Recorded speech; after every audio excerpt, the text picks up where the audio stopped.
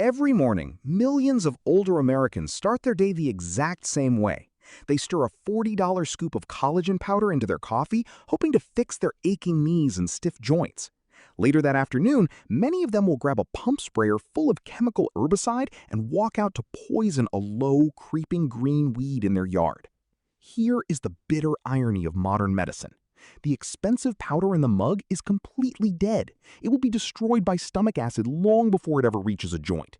But the weed they are actively killing? That is one of the only plants on Earth capable of commanding aging cells to regenerate their own cartilage.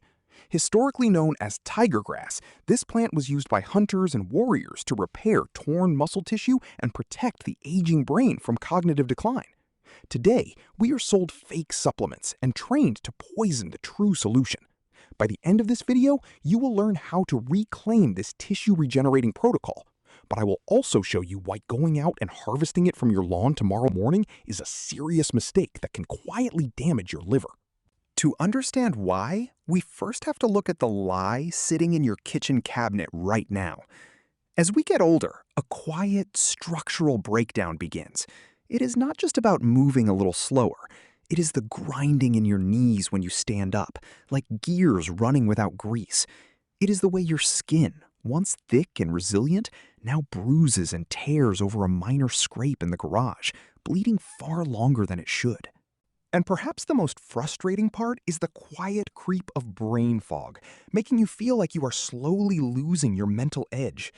To fix this, the medical and supplement industries turn us into recurring customers.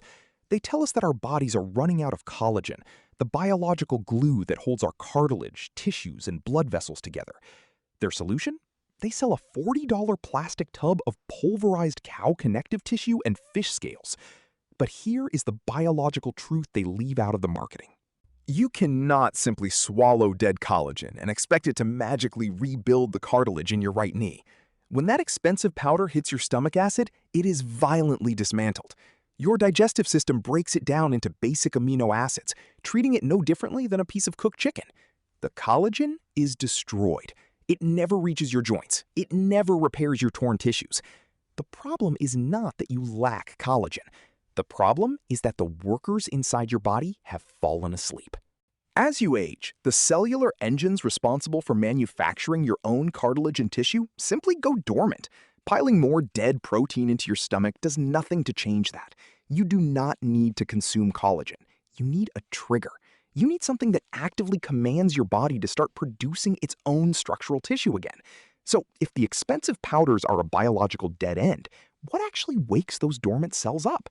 Modern Americans have largely forgotten the answer, but the hunters of East Asia and the battlefield doctors of the last century certainly did not. For centuries, indigenous hunters in the deep forests of Asia observed a strange, deliberate survival behavior. When wild tigers were severely wounded in territorial fights, muscles ripped open, bleeding heavily, they did not just retreat to a cave to die. They sought out a specific, low-growing green plant in the damp soil. The massive predators would roll in the patches, crushing the leaves and rubbing the plant's raw juices directly into their open wounds. The bleeding would stop, and the deep tissue tears would scab over and heal at an accelerated rate. Local people named it tiger grass. But this was not just a wilderness legend, it was practical trauma medicine. In 1942, French doctors looking for battlefield solutions isolated the active compounds from this exact plant. They did not use it for anti-aging cosmetics. They used it in European hospitals for the next 80 years as a hardcore clinical treatment for severe burns, surgical incisions, and torn muscle tissue. And the survival value went far beyond the physical body. Ancient Indian ascetics and warriors chewed these raw leaves daily. They were not doing it to soothe their skin. They were doing it to armor their brains, maintaining a sharp, predatory focus and clear memory deep into old age. So how does a fragile, creeping weed accomplish what a modern laboratory struggles to do? What exactly did modern science find hidden inside its roots and leaves? The answer is not folklore. It is pure, ruthless biology. And the mechanism behind it is about to change how you look at the ground beneath your feet. The plant is scientifically known as Centella asiatica, but it is most commonly called Gotu Kola. To understand why it works, we have to look at the cells responsible for keeping you intact. Deep inside your cartilage and tissue, you have cellular workers called fibroblasts. In plain language, they are the construction crew of your body, responsible for manufacturing new structural tissue. But as you age, this crew goes dormant. They stop working. Gotu Kola contains a highly researched chemical compound called asiaticoside. Asiaticoside is not collagen. It is the whip. When it enters your system, it actively commands those dormant fibroblasts to wake up and get back to work. Clinical studies have shown it can force your body to increase its own natural collagen production by up to 300%. You are not swallowing dead animal parts. You are turning your own biological factory back on. But the survival value goes even deeper. In the brain, this plant acts as a profound neuroprotectant. Scientific research suggests that Gotu Kola helps prevent the buildup of amyloid plaques, the sticky, destructive proteins linked to severe cognitive decline. It has even been studied for its ability to help rebuild neural pathways after a stroke. It is cognitive armor. So why is this not on the front page of every medical journal? Look at the economics. A pharmaceutical corporation cannot patent a creeping weed. They cannot put a trademark on a root that grows in the mud. The FDA tightly restricts what can be said about herbs protecting the brain. Meanwhile, the agricultural industry spends millions teaching us to label this exact plant as a nuisance. It makes you wonder if it is merely a coincidence that we buy an expensive, dead powder to fix our aging joints while buying the exact chemical needed to kill the living solution in our yards. Once you understand this power, your first instinct will be to walk out to your lawn, find this plant, and start brewing it. Do not do that. Out in the dirt, this plant has a toxic twin. And even if you identify the right one, using it without the correct off-cycle will quietly damage your liver. Nature is powerful, but it does not forgive recklessness. So how do we actually reclaim it safely?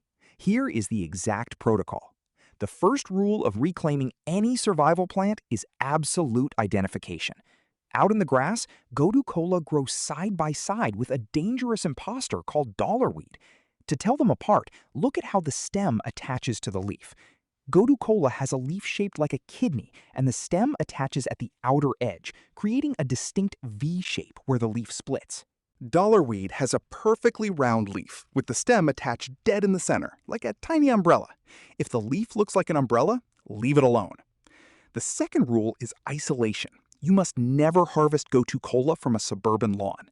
This plant is a massive bioaccumulator. Its root system aggressively sucks up heavy metals, motor oil runoff, and chemical herbicides from the dirt. If you brew leaves from a treated yard, you are drinking concentrated poison. Instead, you build a sterile bog station. Buy a pot with no drainage holes, fill it with clean, untreated soil, and plant certified Gotu Kola seeds. It is a swamp plant. It likes to sit in mud. Put it on a sunny windowsill, keep it flooded, and you have just built an off-grid tissue regeneration station. There are two practical ways to use it. First, for cognitive survival, you make the brain tonic. You dry the leaves, crush them, and steep them in boiling water every morning. This is not for flavor. This is daily armor for your neural pathways. Second, for physical trauma, you make a survival poultice. When you tear your skin or suffer a deep muscle scrape, do not reach for a plastic tube of expensive ointment.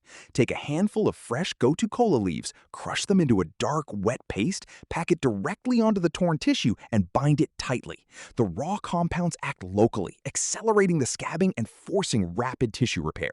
This protocol is undeniably powerful. But before you start drinking it, you have to understand the rule of restraint. The biggest mistake modern people make with herbal medicine is assuming that because a plant is natural, it is harmless. We adopt the mindset that if one cup of tea is good, drinking it all day, every day, must be better. That is a dangerous error. Gotu Kola is highly potent, and its active compounds must be processed by your liver. Like any powerful biological tool, it requires a strict cycle. The absolute rule of this protocol is 4 weeks on, 2 weeks off. You drink the tonic for a month, and then you stop. You give your liver 2 full weeks to rest and clear out the biological exhaust before you start again. And if you already have severe liver disease, you do not use it internally at all. You also need to understand the timeline. Do not expect your knees to feel like they did in your 20s after a single cup of tea. This is not a chemical painkiller designed to mask your symptoms overnight. It takes 4 to 6 weeks for the asiaticide to fully wake up your fibroblasts and begin rebuilding structural tissue. You are playing the long game of true cellular repair. It requires discipline. It requires observation. So why go through the trouble of managing a swamp pot on your windowsill and tracking your cycles when there are thousands of pharmacies out there willing to sell you a quick fix? As we get older, the greatest threat to our independence is not what happens in the news.